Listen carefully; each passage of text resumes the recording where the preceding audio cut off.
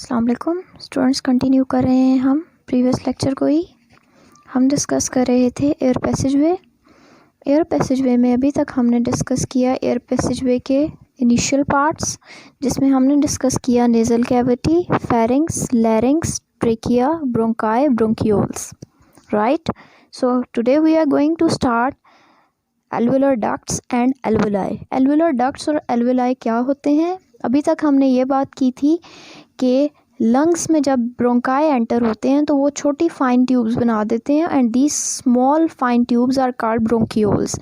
Bronchioles progressively lose their cartilage and they become narrow. Okay, so these bronchioles and in fine tubules they are called alveolar ducts. Bronchioles and in more fine tubes जिनको alveolar ducts कहते हैं. Bronchioles bronchi से fine tubes हैं और bronchi से भी ज़्यादा छोटी narrow tubes को कहा जाता है alveolar ducts. Alveolar ducts are the ducts that open into the cluster of pouches. There are clusters of pouches just like grapes. So alveolar ducts open into them and these cluster of pouches are called alveoli. These grape-like structures are called alveoli. So alveoli form the respiratory surface in human body. This is actually the respiratory surface in human body from where the exchange of gases takes place. Each alveolus is singular, alveoli is plural. So each alveolus is a sac like structure, एक थैली की तरह का structure होता है that is lined by a single layer of epithelial cells.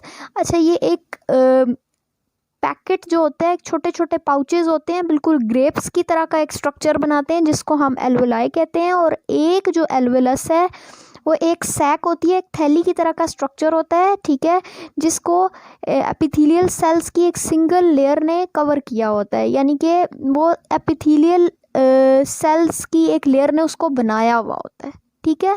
तो ये जो single layer of epithelial cells हैं, ये इसलिए सिंगल लेयर होती है ताकि ये बहुत ज़्यादा थिन हो.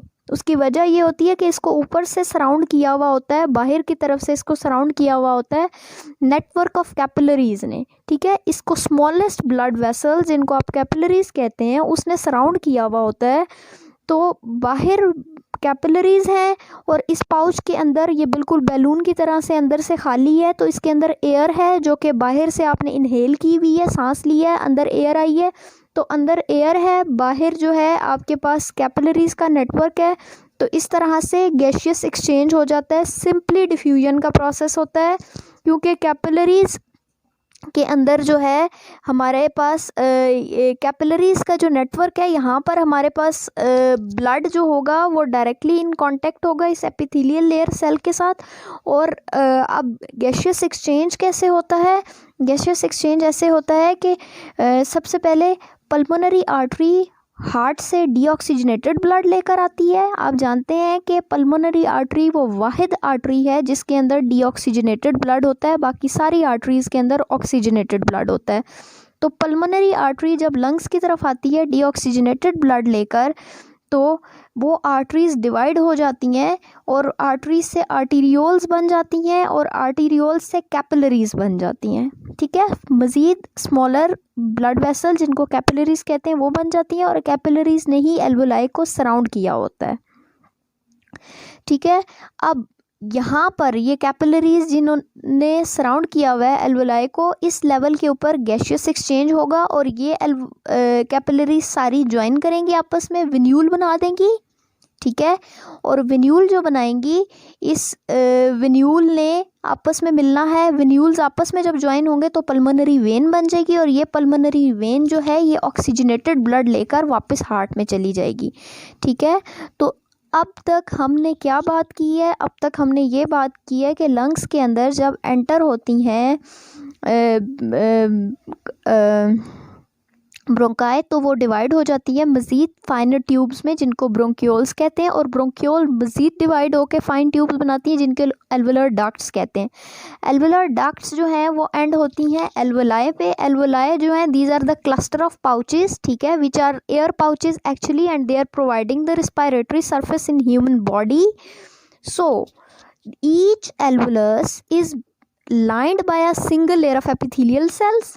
ठीक है, this sac structure is made up of single layer of epithelial cells and these epithelial cells are surrounded outside by a network of capillaries. ठीक है, तो फिर हमने पल्मोनरी ब्लड वेसल्स की बात की कि ये कैसे नेटवर्क ऑफ कैपिलरीज ने इसको सराउंड किया हुआ था। तो हमने ये बात की कि पल्मोनरी आर्टरी हार्ट से डीऑक्सीजनेटेड ब्लड लेकर आती है और आर्टरी जब एंटर होती है लंग्स में तो आर्टीरियोल्स में डिवाइड हो जाती है और आर्टीरियोल्स से कैपिलरीज बनती हैं और ये कैपिलरीज जो हैं ये वही कैपिलरीज हैं जिन्होंने एल्वुलाई के लेवल के ऊपर इसको सराउंड किया हुआ होता है। यहीं पे कैपिलरीज के ऊपर ही गैसियस एक्सचेंज होता है।